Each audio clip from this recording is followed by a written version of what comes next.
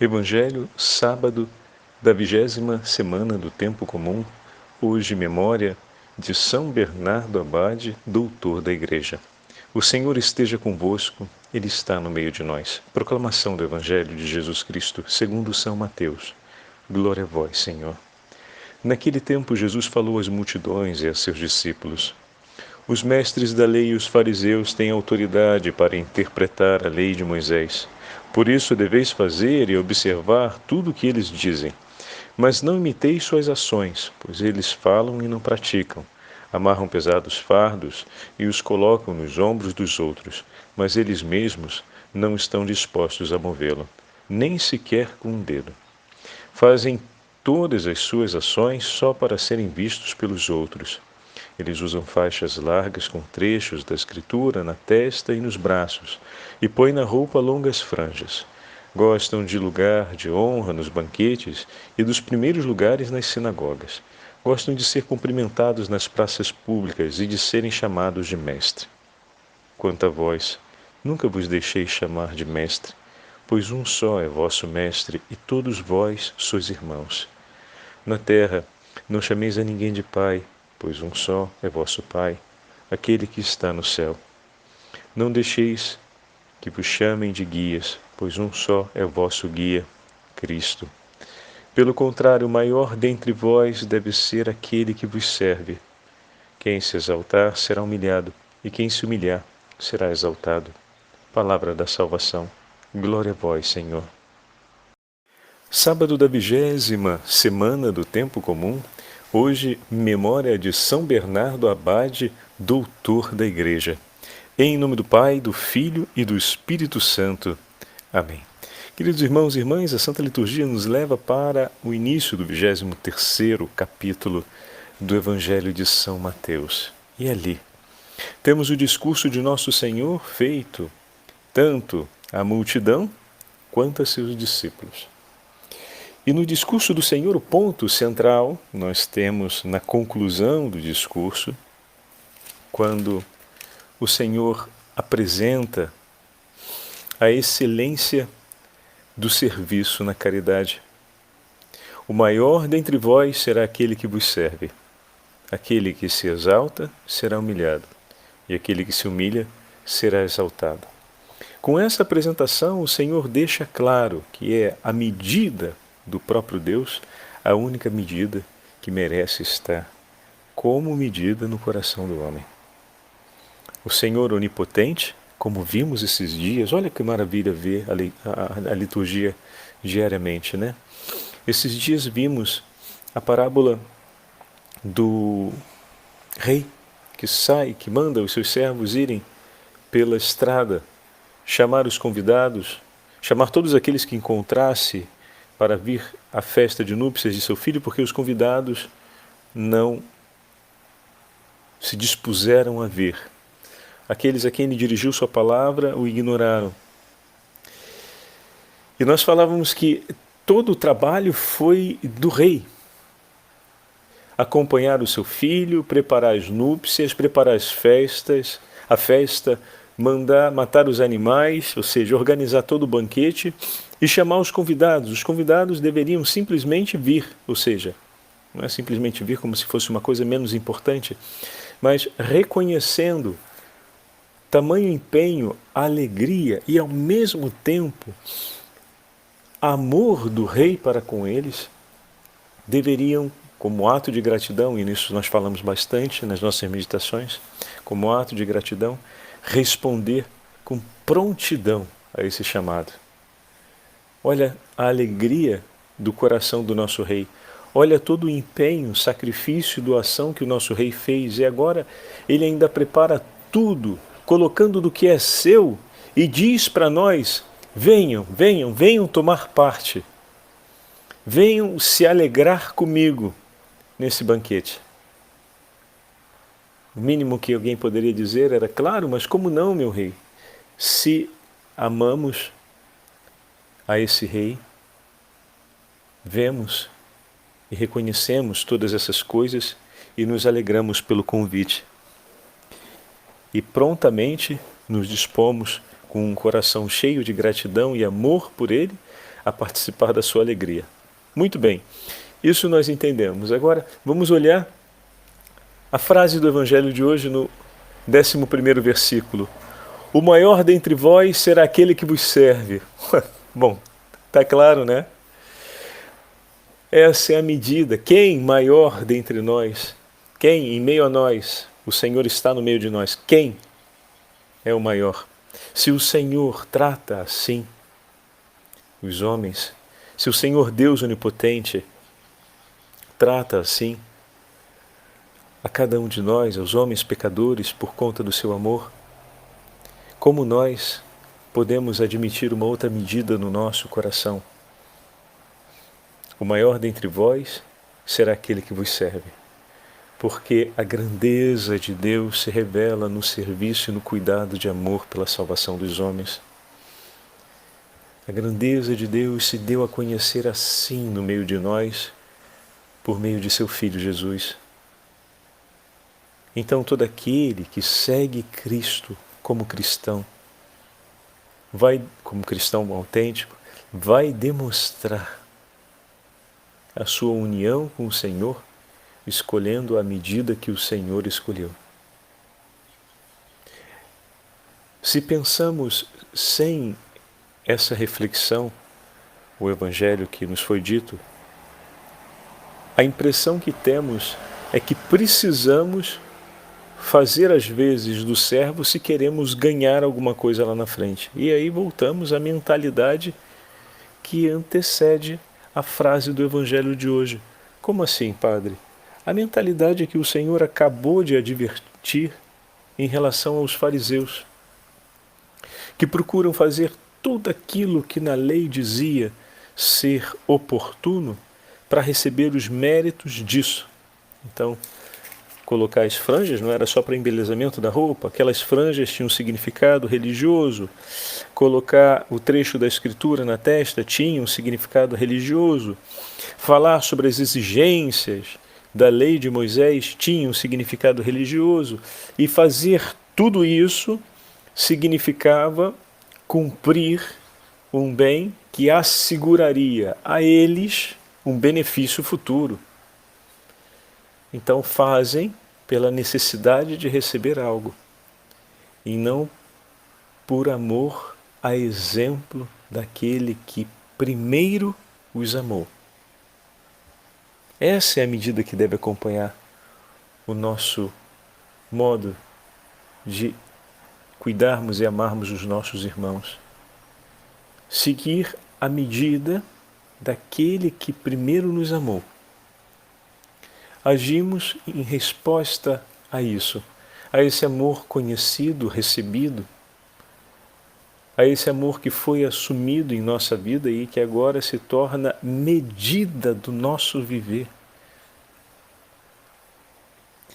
Veja como é que, se a gente não faz atenção, uma orientação tão importante como essa do Evangelho pode ser lida, pode ser interpretada numa chave de mesquinhez bem grande, né? E passar longe daquilo que o Senhor nos propõe.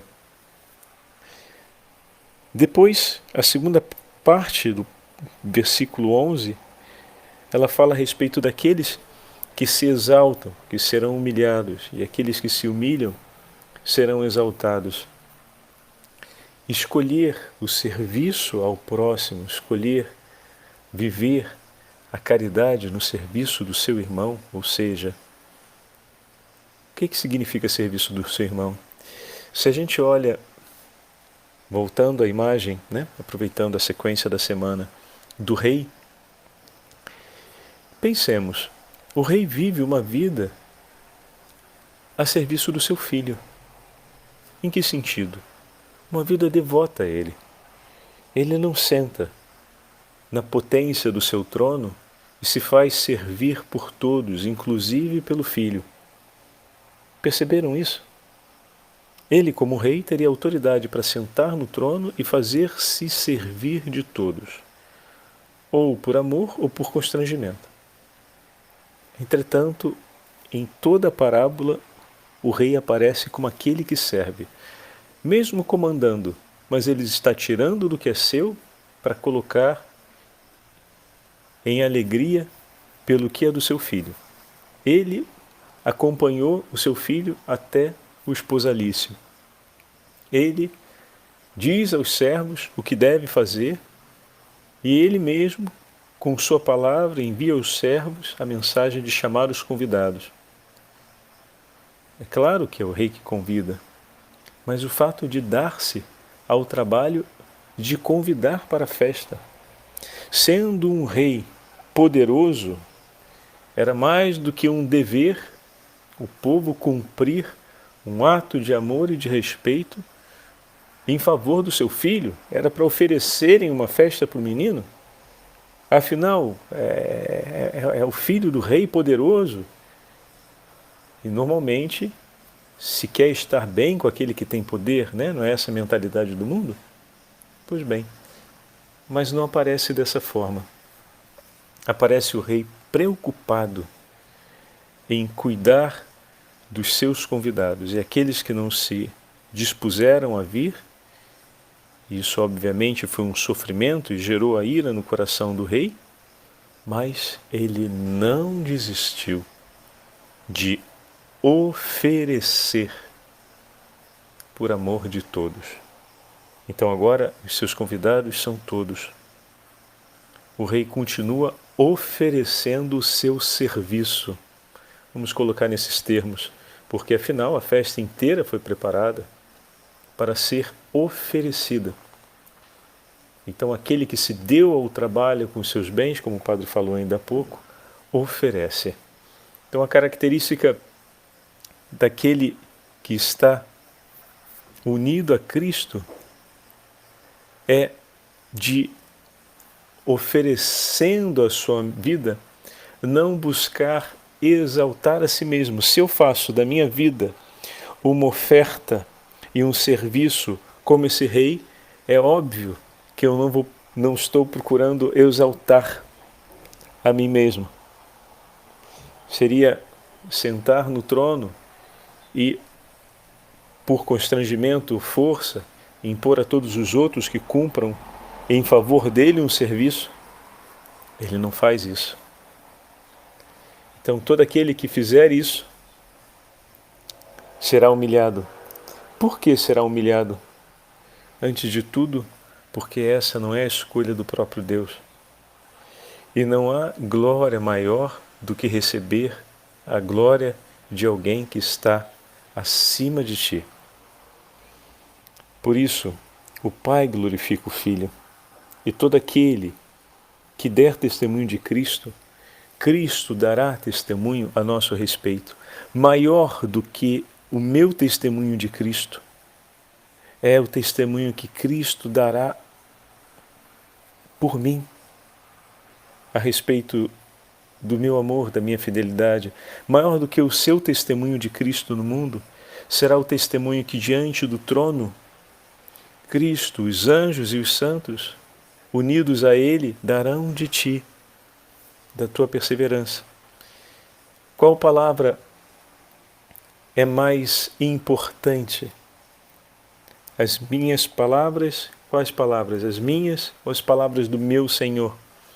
Então eu dou o testemunho do meu Senhor, mas quando chegar o momento da glória, é meu Senhor que dará testemunho de mim. E suas palavras serão mais importantes, porque são maiores do que as minhas. Então todo aquele que se exaltar será humilhado, porque quando chegar o momento, não terá o testemunho de Cristo em seu favor. Mas todo aquele que se humilhar, ou seja, todo aquele que entregar a sua vida por serviço do seu nome e do Evangelho, será exaltado,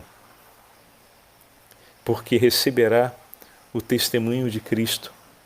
Todo aquele que o testemunhar, receberá o seu testemunho.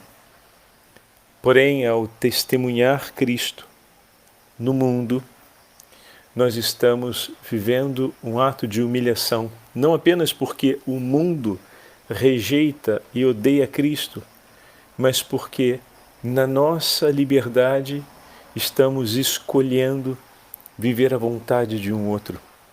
Na nossa liberdade, estamos nos fazendo pobres e escolhendo viver pela palavra de um outro. Podendo fazer do nosso jeito, do nosso modo, como queremos, nos submetemos completamente à vontade do Senhor e repetimos junto com a Virgem Maria e todos os anjos e santos: Senhor, seja feita a vossa vontade. Eu faço e vivo aquilo que o Senhor inspira em meu coração. Eu faço e vivo aquilo que o Senhor, que lhe é agradável. Eu não escolho outra coisa que não seja o que é caro aos seus olhos, e por isso eu vivo. Meus irmãos e minhas irmãs, hoje a Igreja celebra São Bernardo Abade, que viveu intensamente essa verdade em sua vida. Esse grande doutor da Igreja, esse grande amigo da Virgem Maria, nasceu na França, próximo a Dijon, no ano de 1090. O terceiro de 6 irmãos, era bastante gente, hein? O seu pai ficou um tanto perplexo quando, ainda jovem, ele decidiu seguir a vida no convento cisterciense, fundado por São Roberto, poucos anos depois do seu nascimento. O que significa dizer que era muito jovem a ordem cisterciense naquele momento. Entretanto, um após o outro, os irmãos de São Bernardo foram abandonando a vida no castelo para seguir o irmão. Guido, o primeiro, deixou até a esposa, que também se fez monja. Nissardo, o mais novo, também optou por abandonar as coisas e os afazeres desse mundo, seguido pela única irmã, Umbelina, e pelo tio, Gaudri, que despiu a pesada armadura de cavaleiro para vestir o hábito branco cisterciense. Finalmente, o próprio pai, Tesselino, entrou no mosteiro onde estava praticamente toda a sua família. Um êxodo tão completo que conta-se que aproximadamente 30 familiares seguiram a pregação e o exemplo de São Bernardo. Por terem muitos outros jovens desejado tornar-se cisterciense, foi necessário fundar outros mosteiros. Então São Bernardo deixou Citeaux, que era a cidade, o mosteiro, o primeiro mosteiro, abraçando uma pesada cruz de madeira e seguido por 12 religiosos, foram para outra região e começaram uma nova fundação. Bom, a vida beneditina que marca a estrada dos cistercienses é uma vida de trabalho e de muito empenho. Então, em pouco tempo, fundaram o mosteiro de Claraval. A antiga regra beneditina era aí observada com todo o seu rigor. A oração e o trabalho sob a obediência absoluta do abade, que era São Bernardo. São Bernardo sempre preferiu os caminhos do coração. E nós vamos ouvir isso já já na sua leitura, na leitura de um de seus textos a respeito do Cântico dos Cânticos de hoje. Amemos, escrevia ele, e seremos amados. Naqueles que amamos encontraremos repouso, e o mesmo repouso oferecemos a todos os que nós amamos. Amar em Deus é ter caridade. Procurar ser amado por Deus é servir ao próximo na caridade. Por 38 anos ele guiou uma multidão de monges. Estima-se que foram 900 religiosos que fizeram seus votos na presença de São Bernardo. Impressionante, né? O poder de promoção vocacional de São Bernardo. Olha, às vezes a gente tenta fazer as mais mirabolantes iniciativas de promoção vocacional. Seja santo. Viva a vida que o Senhor te mostrou. Seja santo. Na vida religiosa, a promoção vocacional maior é viver com dignidade aquilo que o fundador nos deixou, nos ensinou, e aquilo que a Igreja nos pede como itinerário evangélico rumo à santidade. Viva isso intensamente e coloque nisso toda a força de sua vida e fique tranquilo, porque quem gera, chama e orienta as vocações é Cristo. E vendo naquela casa religiosa o seu amor amado, vendo naquela casa religiosa a alegria do seu coração, não tenha dúvidas, Ele moverá para lá tantos outros corações que ama. Mas se ao olhar para ali não vê o que lhe agrada o coração, não encontra consolação e paz para aquilo que é seu, muito dificilmente enviará outros para aquele lugar. Essa é a grande promoção vocacional. São Bernardo, depois de laboriosas jornadas, retira-se para a cela para escrever obras cheias de otimismo, de doçura, como o Tratado de Amor a Deus, os comentários ao Cântico dos Cânticos, nós vamos ouvir hoje, e as declarações de amor à Beatíssima Virgem Maria. É atribuída a ele a composição do hino Ave Maristela, conhecido por todos nós, e também a inserção da fórmula Ó Clemente, ó Pia, ó Doce Virgem Maria, na oração da Salve Rainha. Foi chamado pelo Papa Pio XII o último dos padres da Igreja e não o menor. O período dos padres acaba no V para o VI século, ele está bem adiante, então é uma grande saudação, ele está no 12º, uma grande saudação e uma grande honra que Pio XII acredita a São Bernardo de Claraval, São Bernardo Abade, com essa afirmação. Mas é impressionante que, com uma vida tão intensa, encontrava ainda tempo para escrever obras maravilhosas a respeito do amor de Deus. Vamos ouvir um trechinho do Sermão 83, a respeito do Cântico dos Cânticos. O amor basta-se a si mesmo. Em si e por sua causa encontra satisfação. É seu mérito, seu próprio prêmio. Além de si mesmo, o amor não exige motivo nem fruto. Seu fruto é o próprio ato de amar. Amo porque amo. Amo para amar. Grande coisa é o amor, meus irmãos, contanto que vá a seu princípio. Volte à sua origem, mergulhe em sua fonte, sempre beba de onde corre sem cessar. De todos os movimentos da alma, sentidos e afeições, o amor é o único com que pode a criatura, embora não condignamente, responder ao seu Criador e, por sua vez, dar-lhe outro tanto em gratidão. Pois quando Deus ama, não quer outra coisa, senão ser amado, já que ama para ser amado, porque bem sabe Ele que serão felizes pelo amor aqueles que o amarem. Mesmo amando menos por ser menor, se a criatura amar com tudo o que é, haverá de dar tudo de si. Por essa razão, amar assim é unir-se em matrimônio, porque não pode amar deste modo e ser menos amado por Deus. De sorte que no consenso dos dois haja íntegro e perfeito casamento, onde tudo de um e tudo do outro é entregue. A não ser que alguém duvide ser amado primeiro e muito mais pelo Verbo Divino. Olha, meus irmãos, que maravilha essas palavras de São Bernardo para nós. Peçamos pela intercessão de São Bernardo a graça de termos um amor intenso e fulgurante pelo Senhor e que esse amor nos leve a amar e a servir nossos irmãos segundo o coração do próprio Senhor. O Senhor esteja convosco, Ele está no meio de nós. Pela intercessão de São Bernardo Abade, grande amigo da Virgem Maria, e pela intercessão da Beatíssima Virgem Maria, Rainha dos Doutores da Igreja, abençoe-vos o Deus Todo-Poderoso, Pai, Filho e Espírito Santo. Amém.